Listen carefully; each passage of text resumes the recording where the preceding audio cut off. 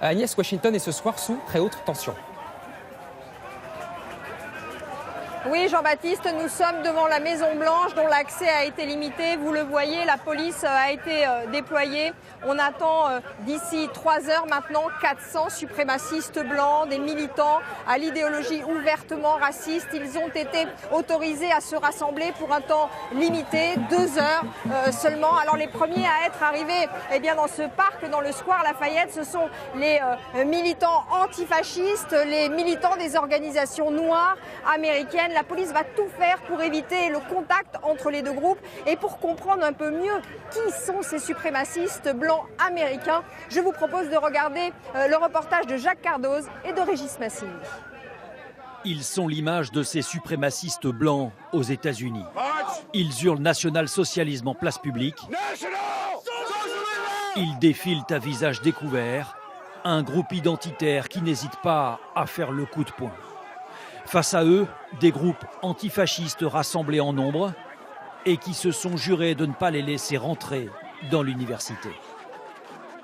Les nazis ne sont les bienvenus ni ici ni ailleurs dans le pays. Une opposition musclée qui contraint la police à un équilibre difficile. Dans ce pays, la loi autorise tous les discours, même les plus extrêmes. C'est le premier amendement de la Constitution. Alors la police a l'obligation de laisser les suprémacistes accéder à l'université. Ça, ce sont mes idées. Et en tant qu'Américain, vous avez le droit de vous exprimer, que vous soyez communiste ou fasciste.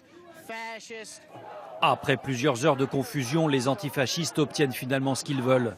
Si le leader des suprémacistes peut quand même tenir son discours, il le fera devant un public largement clairsemé. Il s'agit d'une guerre silencieuse contre la race blanche. Richard Spencer fait le tour des universités avec cette idée que la race blanche est menacée. Et parfois, il n'hésite pas à solliciter le salut hitlérien. Gloire à Trump, gloire aux Blancs et à notre victoire. Il considère l'arrivée de Donald Trump comme un nouveau départ. Dans cette université du Michigan, il développe l'idée que le président américain a ouvert une porte vers des idées radicales et ouvertement racistes. Les Blancs sont en train de devenir rapidement une minorité aux États-Unis. Et même si toute cette immigration devait s'arrêter miraculeusement dès demain matin, la nouvelle minorité blanche n'échapperait pas à son destin de s'éteindre en 1 ou 2 décennies. Selon des statistiques officielles, 600 groupes nationalistes, identitaires ou nazis sont aujourd'hui répertoriés dans le pays. Jamais la parole ne s'était à ce point libérée. Selon Richard Spencer, Donald Trump a donné un nouvel élan à ces mouvements. L'élection a augmenté la prise de conscience de l'extrême droite, des identitaires ou de mes partisans. Le phénomène va au-delà de mes rêves les plus fous depuis 2015. Richard Spencer se défend d'attiser la haine, mais lors d'un rassemblement à Charlottesville, c'est l'un de ses soutiens qui a foncé dans la foule, tuant une jeune femme. Des hommes y ont défilé en tenue du Ku Klux Klan, connaissant la portée symbolique des mouvements qui brûlaient encore des hommes noirs en place publique, dans les États du Sud jusque dans les années 80.